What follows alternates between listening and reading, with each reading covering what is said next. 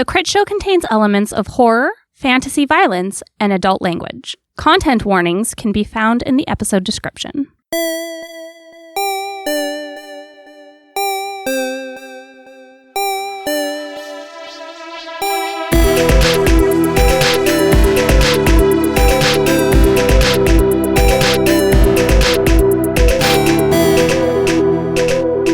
Hey everybody, Rev here. Before we get into this week's episode, I got some housekeeping to go through. First off, I want to remind you that if you are interested in getting into our t-shirt tier or our digital swag tier, this is the month to switch over to that. You can do that anytime throughout the course of May. Then when the next cycle comes around, you will receive those rewards. Also, as we are celebrating our 6th year anniversary, we are doing a sale on our annual Patreon membership again. So if you switch over to the annual membership, you will get a 15% discount regardless of the tier you sign up for. And that'll run until the end of May. And then also, I want to remind you that if you have not yet submitted anything for the Critshow Creations contest, you've got until the 24th to do that. You can either email us at thecast@thecritshowpodcast.com. You can tag us on Twitter at The Crit Show, or you can check the website if you'd like to physically send us something. Other than that, I do believe that we will have an announcement next week about the Gen Con live show. And this time next week, the Gen Con events will have gone live. We are, again, of course, running Monster of the Week once a day, 6 game masters, so 30 slots available during each window. And I am also running a panel on Friday at 5 p.m. on producing for actual plays. That is a new addition to my Gen Con lineup, but I had enough people ask me about it over the past couple of years, and I've done a similar panel at some online conventions, so I thought I would give it a go at Gen Con as well. So with that, I hope that you are having a great week, and enjoy the episode.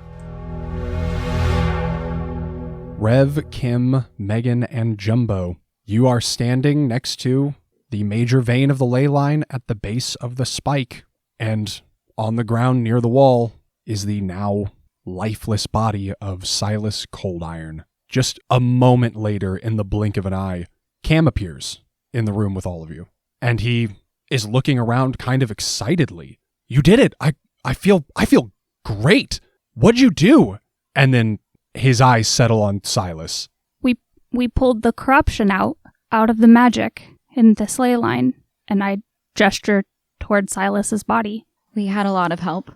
Cam walks over to Silas's body and takes a knee, and he reaches out towards it and kind of hesitates for a second, but reaches out and lays a hand on it, and he closes his eyes, and he starts nodding. I see. I'll take good care of him. Thanks. He's had a really long watch, and I want to lean down next to Silas's body and take the revolver out of its holster. I think I'm looking at the ley line and the golden guns that are in my belt. Silas said something that maybe the life magic here could help us bring Tass back. Yeah, if the magic here helps things heal, regenerate, and if there's still something of him in those guns, I don't know how we channel it, but I want to take one of the guns. Can I try to, see if there's anything residual in them? Anything... I don't want to say Tass's consciousness. I know I tried to kind of search for him after he turned to dust, but specifically wondering if there is a connection here that this might be possible. Can I look for that? Cam has already explained that in some metaphysical sense, there is a part of Tass left in these guns. He seems to be kind of anchored to them. Are you looking for something beyond that? Yeah, more of just what part of Tass? Is this a mental connection? Is this some part of his spirit? What exactly are we plugging into if we're trying to use the magic from this ley line? What's going to be the best course of action or magical pathway, I guess, to try and make this work? Okay. I think we're going to fuck with moves here again, like we did with Rev's Investigate. I feel like this is read a situation, but rather than awareness, this is going to be with plus mind plus weird. 12.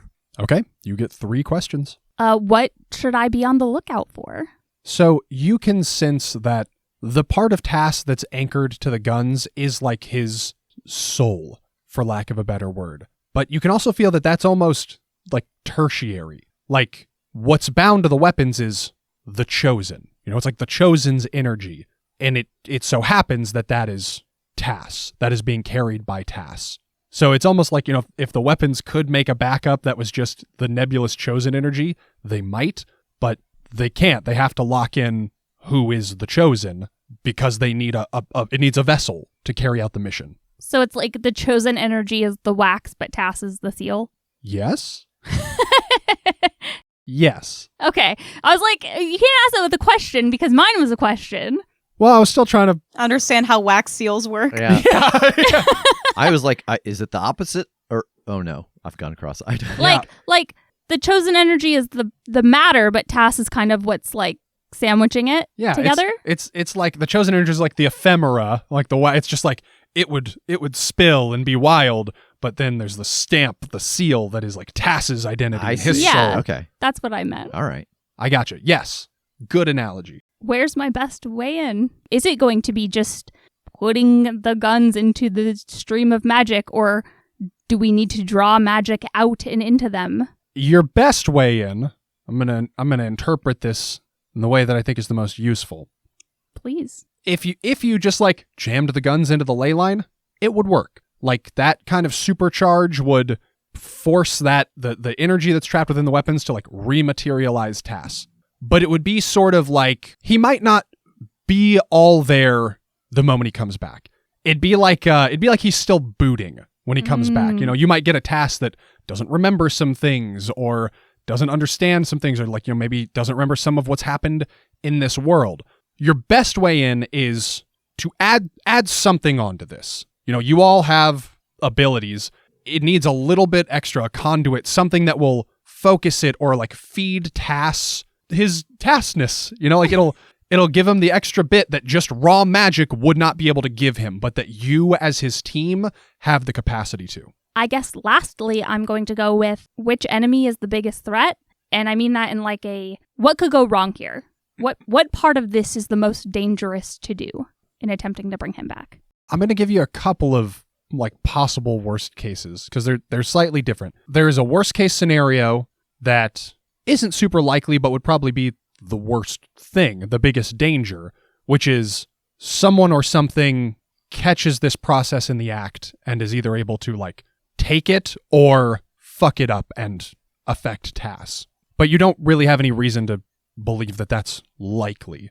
The thing that has the higher odds of happening, but I'd say still unlikely, is that the part that you all need to contribute to like bring back who he is at the core, that you accidentally contribute the wrong stuff. Like if you are not kind of like steadfast in what you are trying to contribute, you know, like what you think of Tass. This has the potential to get real mean. Tass, cover your ears. Welcome to the roast. But like, you know, if your mental image of him is not like strong and proper, like if you had doubts about this working, or, you know, if insecurities crept in about anything, like those could manifestly change him because you are putting these elements into him from your perception. I don't think we should just put these in the ley line stream. I mean, I think that would work, but I don't think that's the way for us to go about this. I think Silas was right. This energy can bring Tass back. He's the Chosen, and the Chosen energy is what is stored in these guns. But that's kind of like the primary part of what's here. Tass is kind of the afterthought as far as the magic's concerned. But I think if we work together, we might be able to kind of route this magic through a Tass filter as it goes into them. And as long as nothing interrupts that process, it should bring him back without any, like, memory issues or negative side effects as far as bringing all of Tass back. I'm under the strong impression, based off of what we saw in that vision, that we need Tass for the guy on top of the mountain who's waiting for us. But maybe I'm wrong. Should we, like, be waiting till we get home? Like, is this the risk that you're talking about? Is it less back home, or is it the same? I don't know. I don't know if the energy back home can do this. We know everything's amplified here. Just because the ley line magic here will work doesn't mean the ones we have would. Yeah. I don't know. Maybe there is something to Tass dying here. He's the chosen, right? If the chosen dies, that energy should go to someone else. But because it's in a different world, there's no other chosen for it to go to. So it can just, if we bring Tass back here, it'll just go back into him as opposed to somebody else, right? That's a great point. If we go through the portal, there's nothing saying that the chosen energy won't just leave these guns and find a new host. I think it has to happen here. Oh, yeah. Yeah. Okay, so how do we make a Tass filter? Like our memories of him or like physical things? I don't think I've got anything of his on me. Yeah, I think we're the Tass filter. I think that's where some danger comes in of like, if we're not remembering things exactly, or if we kind of get overwhelmed with doubt as it's coming through, it may not translate as clearly. But I think if we filter the magic through ourselves and just channel memories and impressions and maybe even just stories of what we know of Tass, it'll help that part of him that's in these guns come back fully alongside the chosen energy. Okay, so we make a ritual circle of sorts to control the flow of the energy. I mean, you both have the ability to see either other places or into someone's mind. Like, can you help us make sure we're not like, oh, here's a vision of what he actually did, and I'm looking inside your mind, and I can see that, yeah, like, you're not tainting this with whatever your own emotion is, that this is the true memory. Because I have to, knowing that if we have to go back through that portal and tell Jake what happened is putting the doubt that you said we shouldn't have into me. Yeah, I've been thinking about that as well, and I don't know what would happen, honestly, if we had to go back and tell him that. Well, we're not going to. Well, the fact is we might have to if this doesn't work. I'm all for the power of positive thinking, but there is a chance that this doesn't work. And I think when they lost TJ, when you all lost TJ, and I just kind of gestured to Rev, from what I can tell, that kind of shifted everyone's perspectives on what needed to happen and how it needed to happen. And if that happens again, I don't know what that would do. Okay, then I know that when I'm working on something important, the thing that makes me feel better is many fail-safes as possible. That as things fall through, there's something there to catch it. So what can we all add to this to layer as many possible nets? I think you're right, Rev. I think you're the fail-safe, kind of. Using mine and Kim's abilities, maybe we can do this. We can set up a ritual circle, and the two of us can try and kind of create a memory space, kind of pull all of us into our individual memories of Tass, and you can kind of be there even if you weren't there. You have known him the longest. You know him better than we do. And while we have important memories, you're the one that's going to recognize if something's off. Yeah, because so much of what Tass is as a person was what he was doing before all this, and that's when I knew him the longest. So yeah. Okay. And Kim can watch our backs. And Jumbo is here as well. Jumbo can watch our fronts.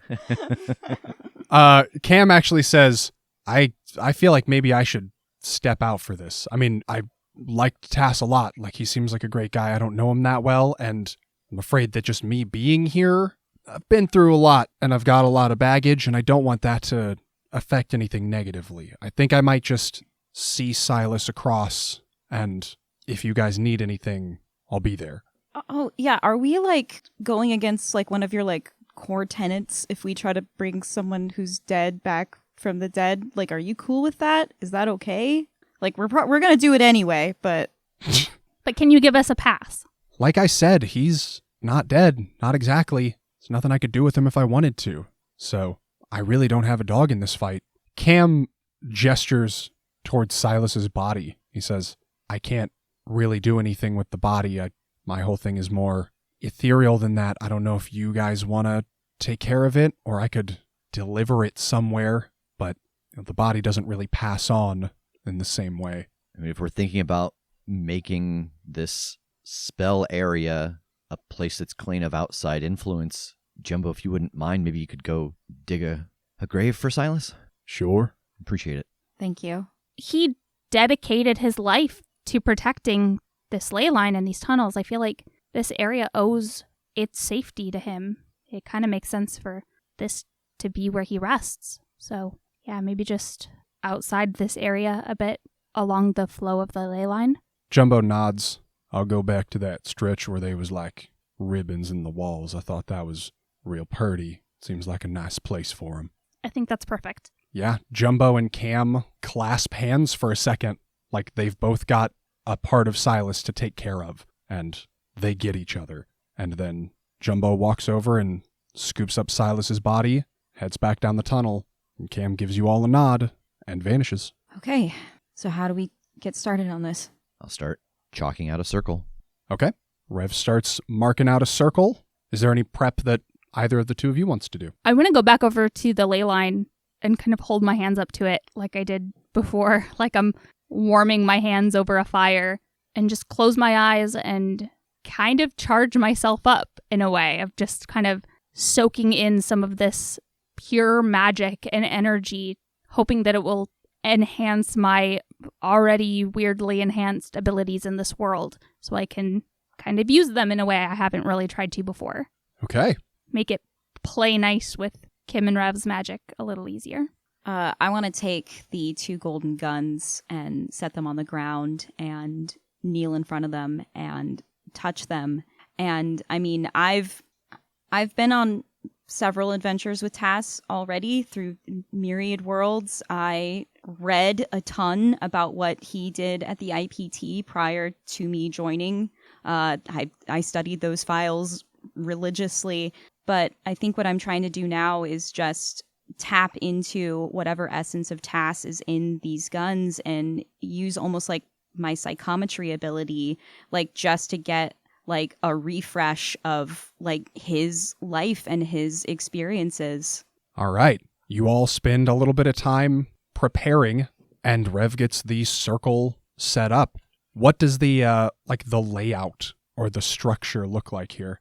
So it has got 6 circles on the exterior, 1 for each of us to stand in, and then every other one is empty. And then the 3 that are empty, 2 of them are for the guns, and the other one is the point where the energy from the ley line will pour into the spell. All right. We've done quite a few big fuck-off rituals in a really short period of time here, but I think we're going to do one more. Hell yeah. So everybody can once again roll to go weird at level 7. 6. 8. Also 8. Tass, what you're hearing is distorted, but what you can see is Kim kneeled on the ground, weeping over your body. The thing that is clearest in your vision is the pulsing light from the 2 golden guns at your hip, and you can feel them pulling you. As they pulse, you can feel what is there of you being drawn slightly towards them. But then you feel a much stronger pull from your back, and you are pulled backwards at a rapid speed. You see parts of the mountain, and then you see darkness, and then you see tracks, and it looks somewhat familiar as you start to recognize the landscape where you first entered the world. And then it's like you're plunged into a pool of energy. There's this distortion feeling, and you're floating inside of the subterranean layer. Grandpa Nash is at a computer, typing away, and you can see the spot where Jake is supposed to be casting the spell, but the person inside of that sphere is not Jake. And then you feel that tug again, and you're pulled into the back room through the portal, and you find yourself in the castle, and you see the portal that you've just come through, as well as the one in the corner that leads to Elnor, and you see James in the other corner of the room, and he is chiseling away, making another large summoning circle, and then you're pulled again into the fireplace, and then you're floating inside of the living room of Baba Yaga's cottage, and she's in a chair rocking, and her head cocks just a little bit as if she senses you there, and then you're pulled down through the cellar,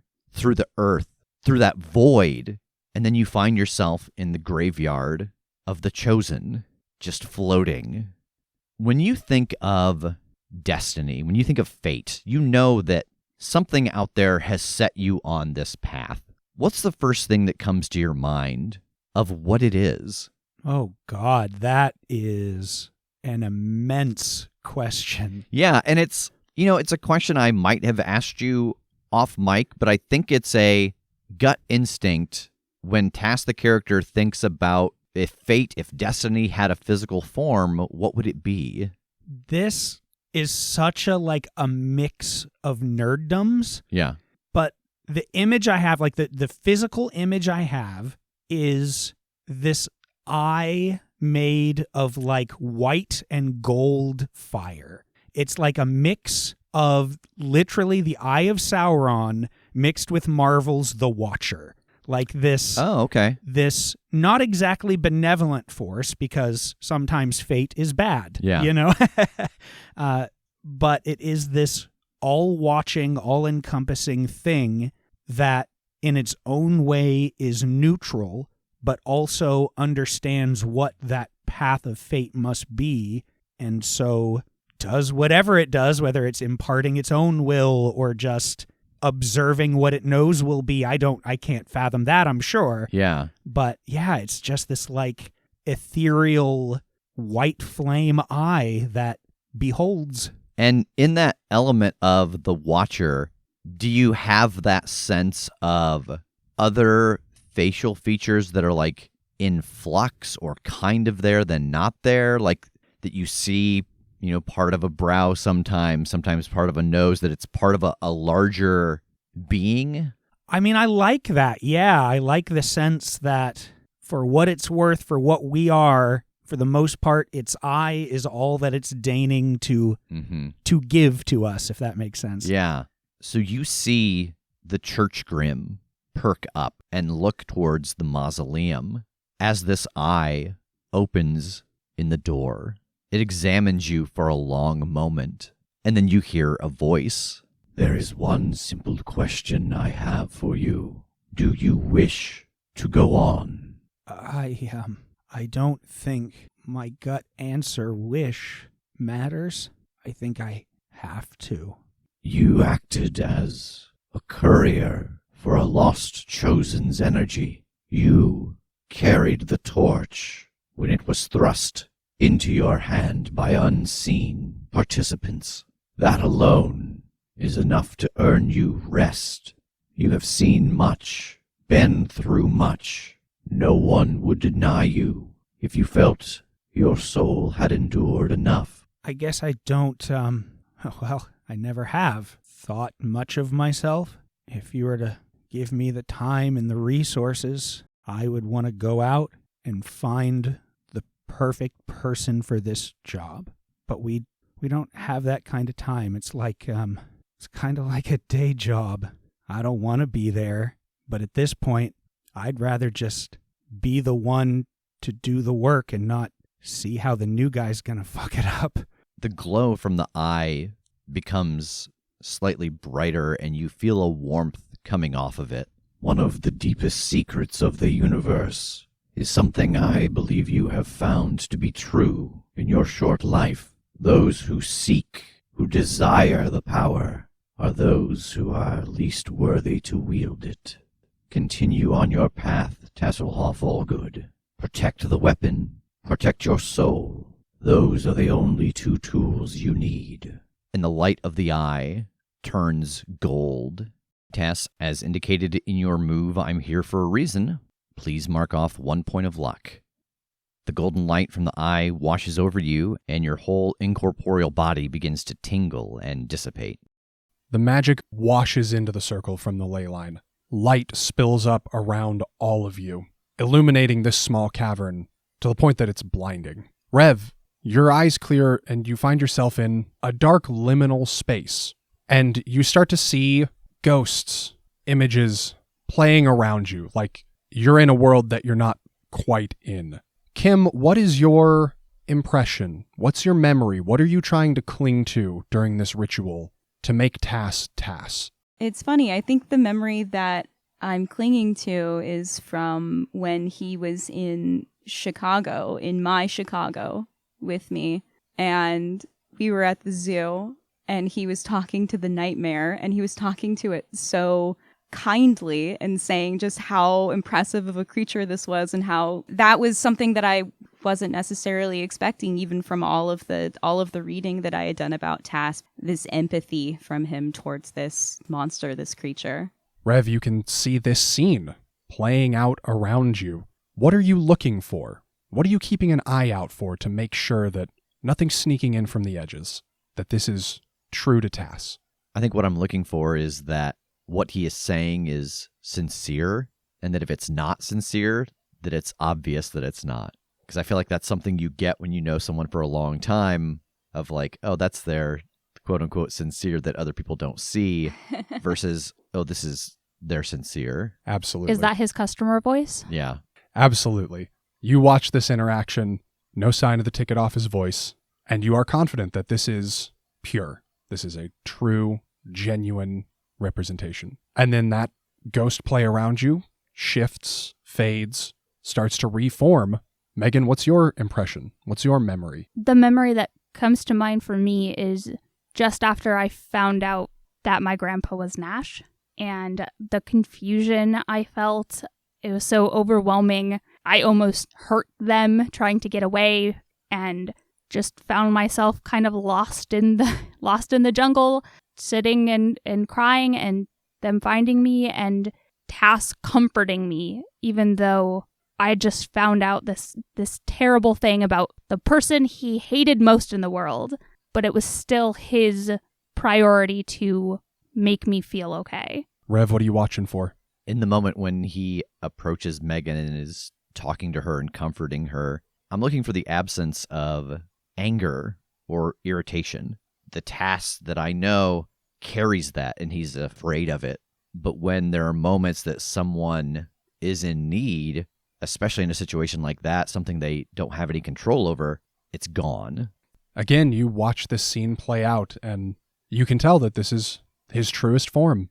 There is a moment where you feel just a bit of a wash of energy, like the beginnings of a feedback loop. Like a little bit of the emotion in here is getting too real, but it's true. It's positive. And then again, this dissipates, it fades, and you find yourself surrounded by a memory of your own. What is it? It is Tass and myself and Jake and TJ laying in a huddle at the bottom of a stairwell after an explosion had gone off when we all first learned each other's kind of secret jobs, and the danger that was there in that moment of this explosion happened, somebody was chasing us, what's going on? But there was a little bit of joy, of laughter underneath the voice of, we talked about this kind of stuff being real forever. Can you believe this is what we're doing now? It plays out around you exactly as you remember it, and it feels right, and then it dissipates. This flare in the ley line chamber subsides a bit. Your eyes all clear, you can see again, and you see those two golden guns start to wobble in their circles, and they slowly float up off the ground to about waist height, and then rocket over to the third empty circle. And from them, threads of light start to spill.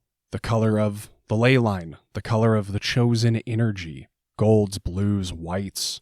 They start to wrap around and around each other, drawing out a silhouette, filling in, adding details, facial features, until they solidify, resolve, and the light fades, and standing in that circle is Tass.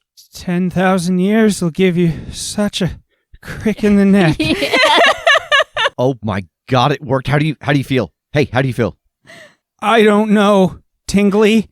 Very tingly. Okay, just sit back here, up against the wall here, and I'll help like get under his arm and like drag him to sit up against the wall. Oh my gosh, what do you remember about what just happened? I remember kicking the giant scorpion's ass. Yeah. And and then I was home. Oh my God, I was home. What do you mean home? Don't worry about it. I'm kind of worried about it.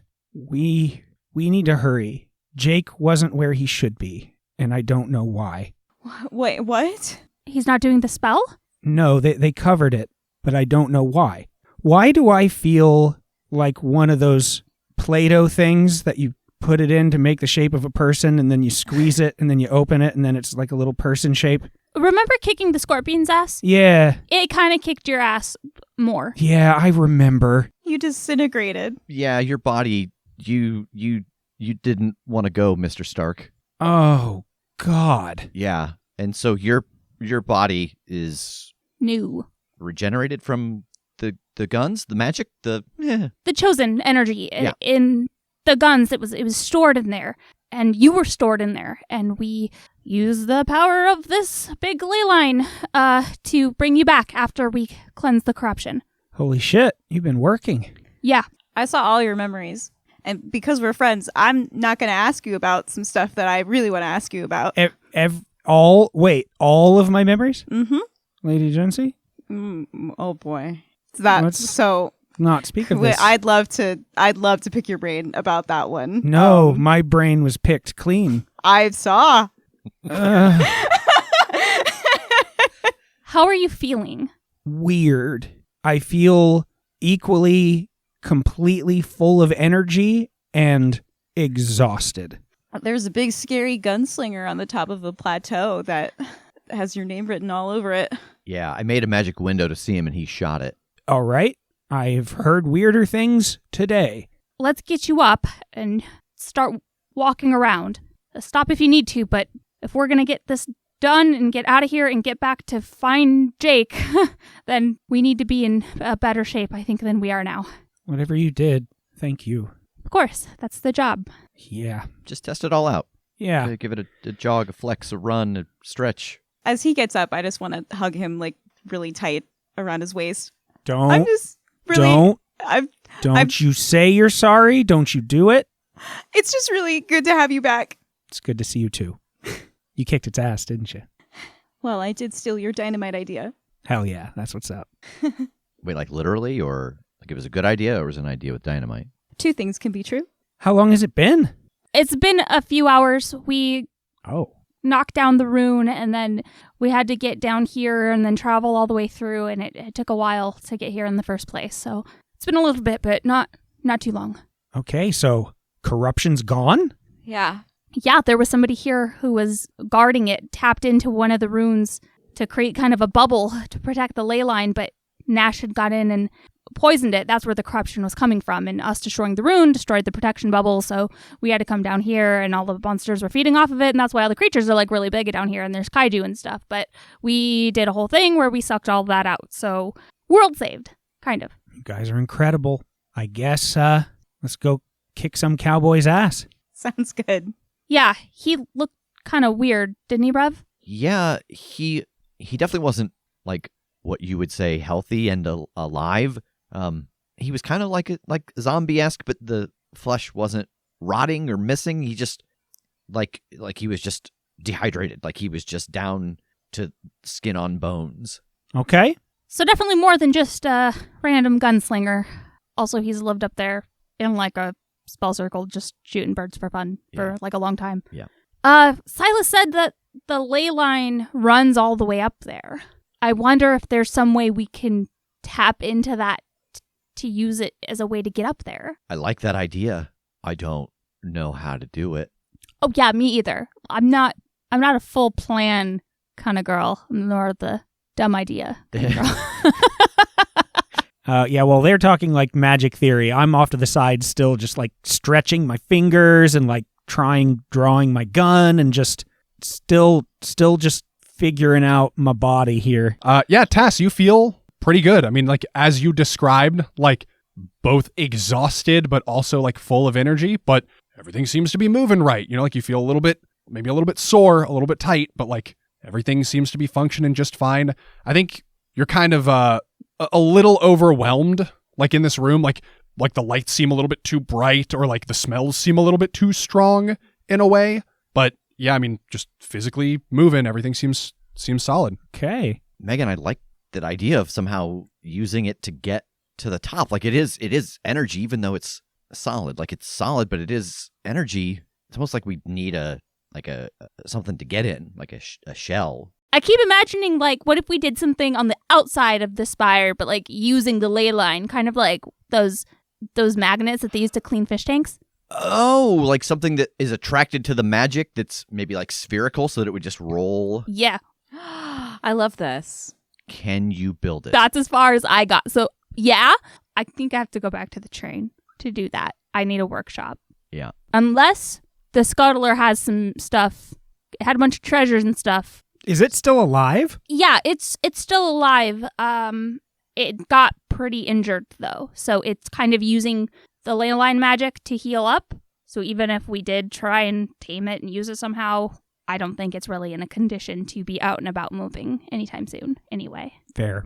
but we do have to pass it to get out of here, so you can at least say hi. Cool. Can I try to, like, get a piece of this ore off, like chip a piece off with some of my silverware? Yes and no. Yeah, I mean, what are you using to try and knock a little bit of the ley line off? Oh man, a butter knife and a cue ball. You saved some of those things. I definitely have the cue ball still. You didn't invest all your silverware in the rune attack. I probably did. Probably. So I'm using a sharp. You've just got a fucking cue ball that And you're a just sharp hammering it around. I'm like, what you doing there, buddy? And I just gently offer my knife. That'll probably make a slightly quicker process. Okay, yeah. Yeah, so you start trying to dig into the ley line with this blade, and it's peculiar because it presents as ore-like. It is solid, but it is also energy. There is a property to this unlike any other substance. And I imagine that you kind of expect this. This ley lines are a thing you deal with, but you are able to kind of like pry a chunk loose, but it doesn't break off like a rock as much as it kind of like putties out. And in your hands, it is not precisely solid. It's almost more of a liquid, but you can hold it like in one hand. But it is just this kind of shifting, like constantly fluctuating material. And if I take the knife and cut that tail, what does the piece I'm holding do? You like sever the tail, and it's almost as if you didn't. Like it instantly reestablishes itself. It's like this chunk that you have pulled free it can't be separate. Like this isn't how you isolate magic. You cast a spell or whatever. That's how you isolate magic. But just trying to physically take it away, it can't. Okay, this is like almost like a plasma. Like it's solid but it's not. And look at this. And I just stretch it out and let go of it, and it kind of flops to the ground and then congeals back in to the ore. I'm not going to lie, that's really cool. Is that like normal? You're like the ley line expert. Is that what ley lines are like in our world? Not exactly. Ours are more like if you think of like a crystal with electricity running through the middle. Like Gotcha. You kind of crack that shell and then there's something in the middle. This is almost like that. It's just that much, maybe it's just that much more powerful. Like that electricity in the middle is kind of the weakest part. So here the whole thing is crystal and it's just flooded with that energy. Okay, so instead of getting this matter to try and magnetize to itself, can we make something else recognize this energy signature and be attracted to it? Well, we've kind of done that already. I mean, on a much smaller scale. Rev, your compass was able to locate sources of magic. So if we could make a compass, we could presumably make a magnet. Oh, that's true. It would be a much simpler version because before we were trying to get it to detect runes. This is probably the strongest signature here. Okay, so if the theory behind making that seems easy, the hard part's just going to be, what's the apparatus to shuttle us? This would suck, but the simplest thing would be to make like gloves and boots and climb, but oh boy, that's a climb. I like the circle, the sphere idea, and having it like rotate with the attraction. Yeah. Let's get back out and see what the scuttler has hidden away. Because if there's something there that I can MacGyver together and you can imbue with some magic, maybe we don't have to get back to the chain. Yeah, I mean, let's go see what he's got and hope he's not there. Yeah, if the scuttler's still healing up, we can get back to his house and go through all his little collectibles. Well, let's hope it's still sleepy when we walk by. Great, yeah, let's do that. I'm excited. Just stay behind the lantern. All right. Oh, and we'll go pick up Jumbo as well. Okay. You all head out of the ley line chamber. After a while, you get back to that straightaway that's lined with just the slivers of ley line. And you find Jumbo there with a shovel in hand finishing up the burial of Silas. I think before we leave, just taking a moment and standing over Silas's grave now that he's been buried by Jumbo. I think just explaining to Tass, like, this is who he was, and kind of telling him this story of how these were these people and he was around this whole time. It's incredible. I think he also had the kind of understanding of there are dangers that come with this job, and sometimes we give everything to make it happen and to keep people safe. And I know that that's definitely prevalent in your mind as well, but I'm glad that not giving up on each other is also part of the job. And I'm just really glad to have you back. It really means a lot.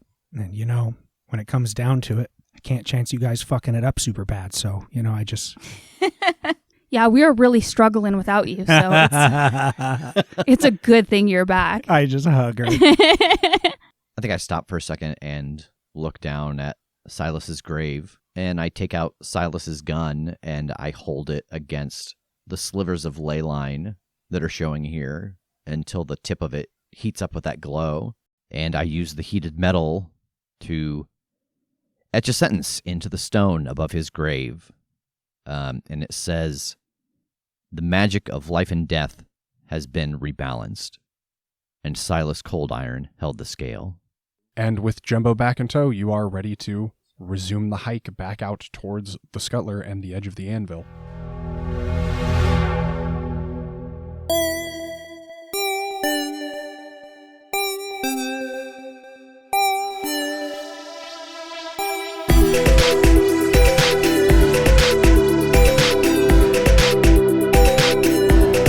The Critshow is a Critshow Studios production, edited and produced by Brandon Wentz with music by Jake Purley. You can find more information about us at thecritshowpodcast.com. To keep up to date with upcoming live shows, contests, and other special events, follow us at The Crit Show on Facebook, Instagram, and Twitter. For even more weekly content, join us at patreon.com/thecritShow.